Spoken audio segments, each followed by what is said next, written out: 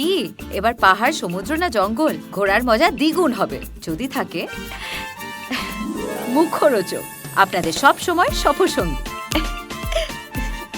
মুখরোচক আপনাদের ভালোবাসায় জড়িয়ে ৭৫ বছর পেরিয়ে। কেমন আছো এখন? আগে ভালো আছি, আগের থেকে ভালো আছি। আজকে শো করলে অনেকদিন পর প্রিয় জায়গায় ফেরা, মঞ্চে প্রিয় জিনিস, গান সবচেয়ে কাছের, কি বলবে সেটা নিয়ে? ওকে, ভালো লেগেছে, সবাই খুব সাপোর্টিভ ছিল। আর এটা অ্যাকচুয়ালি এটা আমারই জায়গা, মানে স্টেজটা আমার জায়গা। বাট আজকে অনেকদিন পরে একটু প্রথমের দিকটাতে একটু কনফিডেন্সের অভাব ছিল, বাট ঠিক আছে, ভালো লেগেছে। পরপর নিশ্চয়ই এখন শো করবে? ইয়েস, হ্যাঁ, এখন পরপর আছে। জাস্ট মানে যেগুলো ছিল পরপর, মাঝে কটা দিন এই টানাপোড়নে আর কি বন্ধ ছিল, তো দ্যাটস ওয়াই আগামীকাল থেকে আছে টানা।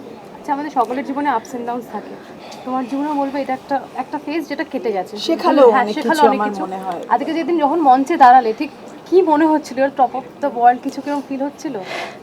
না, মনে হচ্ছিল যেটা করতে যাচ্ছিলাম সেটা ভুল ছিল, এটা মনে হচ্ছিল। তো এটাই, আর এটা আমি ফিল করেছি, যেটাই করতে যাচ্ছিলাম সেটা নেক্সট টাইম রিপিট তো আমি করবোই না, জাস্ট মাথাতেও আনবো না, কাউকে বলবো না, এটাই। আর দর্শকদের ভালোবাসা দেখে তোমার কি মনে হচ্ছিল সেই সময়? ওইটা মিস করতাম, কিছু একটা গন্ডগোল হয়ে গেলে, এটা হচ্ছে ব্যাপার। বাট আজকে এখানে দাঁড়িয়ে যে আমি হাসছি, বা আজকে স্টেজে উঠেছে আমি এতগুলো গান গেয়েছি, প্রায় 1.5 ঘন্টা পারফরমেন্স করেছি, সেটা হচ্ছে যে পজিটিভ কমেন্টস বা মেসেজের মাধ্যমে যে পজিটিভিটিটা পেয়েছি সেটার স্ট্রেংথে। তো এটার জন্যই অসংখ্য ধন্যবাদ হচ্ছে আমার ওই পজিটিভ অডিয়েন্সটাকে, যারা বুঝেছে। আজকে পারফরমেন্স কিন্তু জমিয়ে হয়েছে এবং সবাই উত্তেজনা তুঙ্গে ছিল। হ্যাঁ, কিছুটা লাইভ করেছি পেজ থেকে, কিছুটা ভালো লেগেছে। খুব কলেজ স্টুডেন্ট ছিল, দ্যাটস ওয়াই আরও এনার্জেটিক ছিল। তো নতুন বছরের শুরুতেই কিন্তু তুমি একটা বড় লেসন শিখলে এবং পেলেও, কি বলবে অন্যান্য, মানে দেখো তোমার যে প্রবলেমটা, আমার না ঘরে ঘরে এই সমস্যাটা রয়েছে, এবং আমি আর এটা নিয়ে এখন কথা বলতে চাই না, আমার এখন এটা নিয়ে একদমই কথা বলার ইচ্ছা নেই। জাস্ট আজকে ফার্স্ট শো করেছি অনেকদিন পর, ভীষণ পজিটিভ ফিল করছি, সেটা নিয়ে এখন এগোতে চাই, সেটা নিয়ে থাকতে চাই। আগামী দিনে তুমি কিরকম, মানে আরো মানে দর্শকদের কতটা উজ্জীবিত করবে বা কতটা তোমাকে দর্শকরা চাইছে বলে মনে হচ্ছে? এটা আমি এখন বলতে পারবো না, আমি কি করে বলি এখন। কিন্তু যেমন কিছু নেগেটিভ কমেন্টস এসছে বা নেগেটিভিটি পেয়েছি লাইফে, তেমনি পজিটিভিটি মানে কি বলবো, পার্সেন্টেজটা বেশি ছিল মেবি, তাই জন্য আজকে আমি এখানে দাঁড়িয়ে রয়েছি বা এই হাসছি, কথা বলছি, স্টেজে গাইছি, এটাই।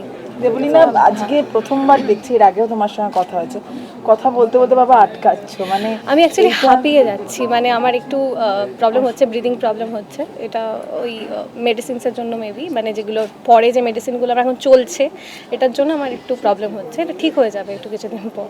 তাহলে মঞ্চে যে বলছো পরপর পারফর্ম করবে, তো অসুবিধা আজকেও নিশ্চয়ই হয়েছে?